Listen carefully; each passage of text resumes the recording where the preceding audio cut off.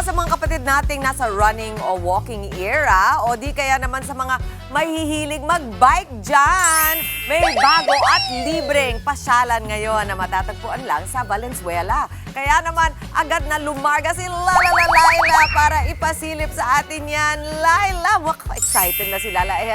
Ayan na, nagsa-stretching na. Ano, bukod ba sa walking, sa running, sa cycling, ano pa ba ang pwedeng gawin dyan? Yes! Naku, talaga ready to go.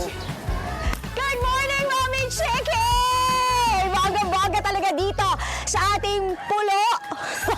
Pulo River Walk. Naku, bonggang-bongga dito ha. Kasi alam mo ba, 6 kilometers ito, pero ngayon, nasa 2 kilometers or 2.5 kilometers pa lang ang nabubuksan. Pero papakita ko muna sa inyo ang view bukod sa direct. Sana mairolyo nyo. Napakaganda nito kapag gabi at madilim pa. Pero tingnan nyo, ang dami mga migratory birds kayong masisilip. Ayan, dito sa ating, ano na nga pong river ito, sir? Sa ating Pulo River, o hindi ba? So marami kayong makikita na mga migratory birds and hindi katulad ng ibang ilog kahit singhutin ko siya maghapon. Walang amoy. So, ang perfect talaga mag-jogging. Tapos nakikita nyo, ayan o, sa background, may mga nagba-biking rin. Talagang isang bonggang pasyalan na libre. At eto ang aking mga kumare. Tingnan nyo naman, parang medyo napagod na sila. Dito ako sa gitna nyo. Wow, may pasaging. Ito yung aking mga kumare. Tapos na po kayo mag-jogging? Yes po, palabas na. Palabas na kami. Palabas na! 5 pa lang nandito. Ayun, 5 a.m. pa lang ha, Mami Chiki, na andito na sila. Actually, mahaba to at marami kayong makikita. Hindi lang siya basta lakaran, joggingan, or pwede ka mag-bike. Sa may banda ron, naku, ang ganda-ganda. Para kang nasa Korea kasi meron siyang parang stretch na nakalinya lahat ng bamboos. Kung kaya nga lang sana, dadalhin ko kayo doon. Kaya lang, i-attempt ba natin? Ay, malapit na eh! Eder, gusto mo tumakbo?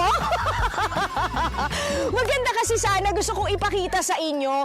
Kasi nga, libre siyang pasyalan, pet-friendly. Ibig sabihin, pwede nyo dalhin ang mga pets ninyo. And, ayan, pwede ka magpahinga, pwede ka mag-relax, pwede ka mag-bike. So ano pa mga hanapin ninyo? Libre pa. Tapos ang magandang parte ay para sa mga early birds katulad nating lahat, 5 a.m. pa lang bukas na to hanggang 10 ng gabi. Mamaya i-explore pa natin kung ano ang naandito sa ating Pulo River Park and River Walk pala. So ayan ha, ibabalik ko muna sa inyo sa studio kasi parang gusto ko na ring makibike tsaka makijogging, o hindi ba? At i-enjoy ang scenery, may mga fish pond pa dito tayo makikita. So mamaya yan, lahat-lahat sa ating pagbabalik. Yan muna ang latest. Balik sa inyo. Ay, Ivan! Yes. Oh, tinan mo naman yung tubig. Napaka-clear, Talaga mag-enjoy ka dyan, Laila. Maraming salamat sa'yo. Sa mga naghahanap pong mga kapatid natin dyan, libre na pasyalan. Ngayon papalapit na po ang weekend. Ako, subukan ninyo itong nadiscover at nilarga ni Laila sa Valenzuela. Ang tinatawag po nilang Pulo River Walks. Ako, napakaganda talaga, Laila. Ano pa bang pwedeng ma-enjoy ng ating mga kapatid dyan kapag bumisita sila dyan? Wow!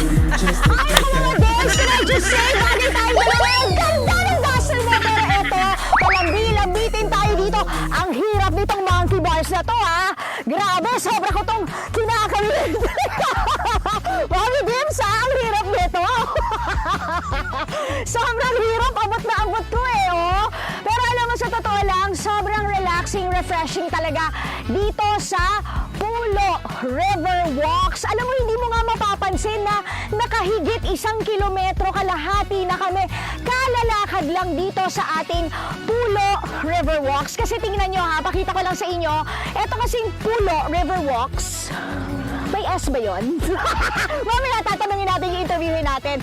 Napapagitnaan ng fish pond. At dito naman, ayan naman yung Pulo River. Tapos alam niyo ba, sa kabila niyan, isa pang bonggang pasyalan, yung Tagalog. Oo, Tagalog, Valenzuela. So ayan, maganda rin doon. Pero alam mo, hindi ako nag-iisa dito kasi nga sobrang scenic, sobrang ganda. Hindi siya nakakapagod. Meron pa silang parang trail ng bamboo na ibang bansa feels. Para ka nasa Japan and Korea. At eto nga ang aking mga kumare! Ay, parang wala na kayong energy. Napagod na kayo?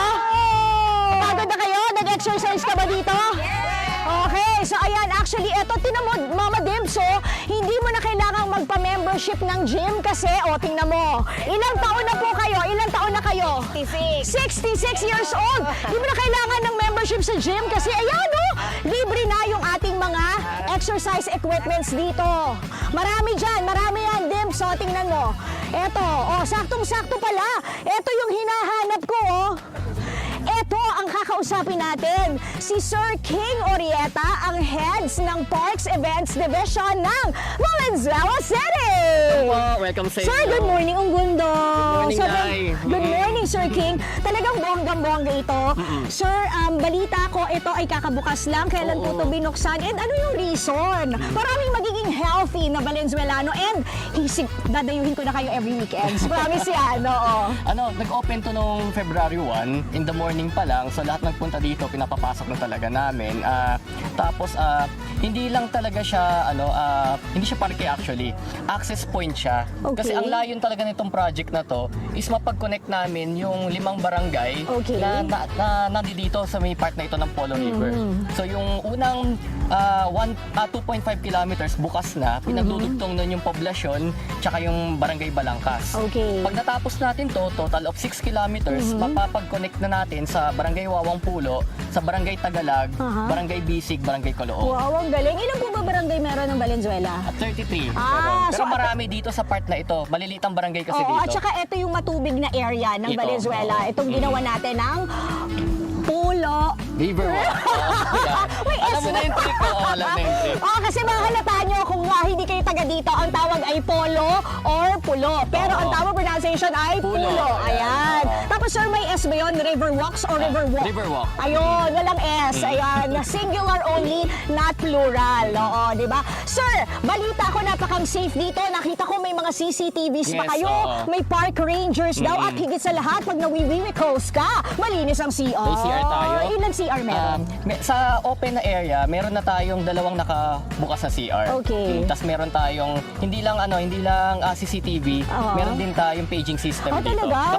Kapag kailangan isara yung park dahil merong natural emergency, pwede nating kagad i-announce na magsasarado yung park At pag natin. kunyari nawala yung anak mo, pwede mo ipapage. ipapage. Oo. O yan. Eto ba ang iyong mga go-go Power Ayan. Rangers? So may mga park rangers din tayo dito. Ay, hindi pala Park Rangers. Park Go-go Park Rangers!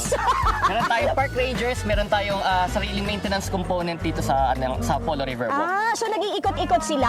Oo. Ayun, eto nga, nag-exercise ulit si Mami sa likuran natin. Okay, sir. So kung 5 a.m., gustong-gusto ko yan. Kasi Yes, di ba, oo. for the early birds, mga seniors natin na ayaw masyadong mainitan, hanggang sa, ayun nga, vitamin D yung araw, di ba? 5 a.m. to 10 p.m. po siya. Yes. Para naman sa mga na-late ng uwi sa trabaho at ayaw umitim, ayan, ayaw magkaroon ng shirt burn, ganyan. So pwede yun. Pwede Pero pa sir, mag-running sa gabi. ayan, Ayan. gusto ko rin yan, di ba? Pero ang tanong, sir, ilan po ba yung foot traffic na nakukuha or natatanggap ng ating river walk? Depende. Kapag umaga, karamihan makikita mo rito, mga nagwo-walking, nagja-jogging, tsaka yung mga seniors natin, Oo, tsaka yung yung mga papunta pa lang ng chichikahan. Zumba, nagwa-warm up. Oo. So mga nasa 200 plus na yan. Pero pagka nag-start dito ng late afternoon, mga 4:30 onwards, sobrang daming tao rito. Pumapalo tayo ng daily foot traffic, mga 6 to 800.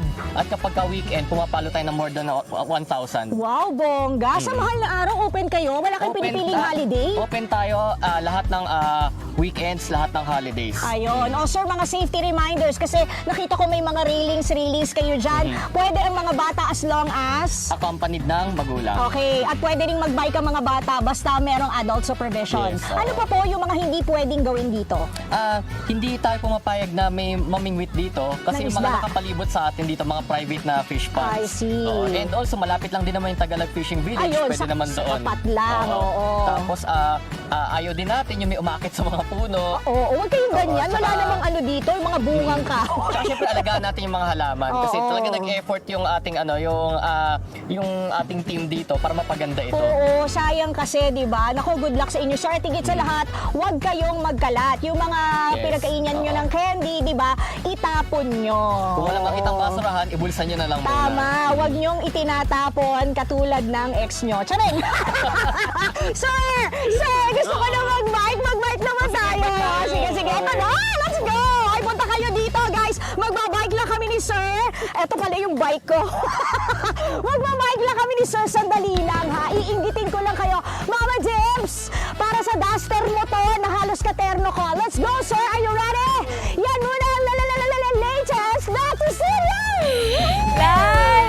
Pag ikaw talagang gumagawa, para bang gusto ko nang umalis sa studio at samahan ka dyan. Maraming salamat.